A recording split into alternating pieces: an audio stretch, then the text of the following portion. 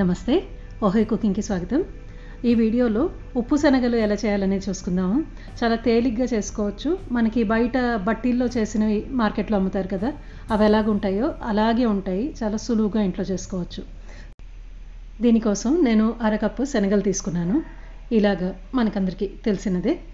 దీన్ని ఒక పాత్రలోకి తీసుకొని శుభ్రంగా కడిగేసుకోండి. 1-2 సార్లు. ఏమైనా ధూళి దుమ్ము అంటుకుని ఉంటే అదంతా పోతుంది.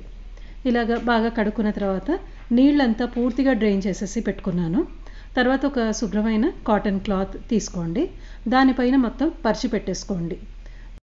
తర్వాత నీడ పట్టునే పూర్తిగా చెమ్మ తడి ఏమాత్రం లేకుండా ఆరబెట్టేసుకోండి.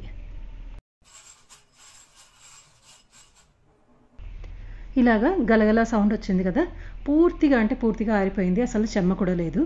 ఇప్పుడు ఒక బాండ్లీ తీసుకుని స్టవ్ ఆన్ చేసుకుని 1/2 కేజీ ఉప్పు వేసుకున్నాను. కొద్దిగా ఎక్కువ తక్కువ వేసుకోవచ్చు. మధ్య మధ్యలో కలుపుకుంటూ లో నుంచి మీడియం ఫ్లేమ్ పెట్టుకుని బాగా వేడి చేసుకోవాలి ఉప్పుని. ఉప్పు వెచ్చగా ఉంటే మనకి కరెక్ట్గా ఇవి శనగలు విచ్చుకోవు. పైన తొక్క బాగా వేడిగా ఉండాలి. తర్వాత నేను అందాజుగా 1 టేబుల్ స్పూన్ అంతా శనగలు తీసుకుని ఈ వేడి ఉప్పులో వేసి కాస్త గరిటెతో కలుపుకోండి. ఉప్పులో మునిగిపోయి ఉండాలి ఇవి. ఉప్పు బాగా వేడి తగిలితేనే ఇవి పాప్ అయినట్టు అవుతాయి. బాగా పట్ అని మనకి కాస్త సౌండ్ వస్తుంది, విచ్చుకున్నట్టు అవుతాయి. ఒకసారి బాగా ఇలాగ కలిపేసుకుంటూ ఉండండి. మొదటి వాయ మనకి కాస్త టైం తీసుకుంటుంది. చూడండి, కాస్త ఓపెన్ అవుతున్నాయి. ఇలాగ జల్లెడలాగా ఉండే గరిటె తీసుకోండి. చిల్లుల గరిటె కానీ ఇలాంటి జల్లెడ లాంటిది కానీ తీసుకోండి. బయటికి తీయడానికి సులువుగా ఉంటుంది. ఎప్పుడైతే ఇలా విచ్చుకోవటం మొదలవుతాయో కొద్దిగా బయటికి అలాగా తీసేసుకుంటూ ఉండండి. మరీ ఎక్కువసేపు దాంట్లోనే పెట్టేస్తే కనుక ఉప్పు వేడికి అవి మాడిపోయే అవకాశం ఉంది. ఇది ఒక స్నాక్ లాగా ఇలాగే తినేసేయచ్చు. చాలా ఆరోగ్యానికి మంచిది అని అందరికీ తెలిసిందే.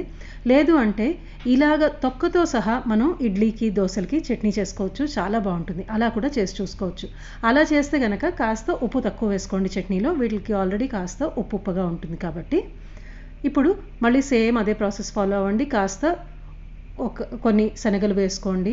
కాస్త గరిటెతో కలుపుకోండి. చూడండి, ఓపెన్ అవుతున్నాయి, పైన తొక్కలేస్తోంది.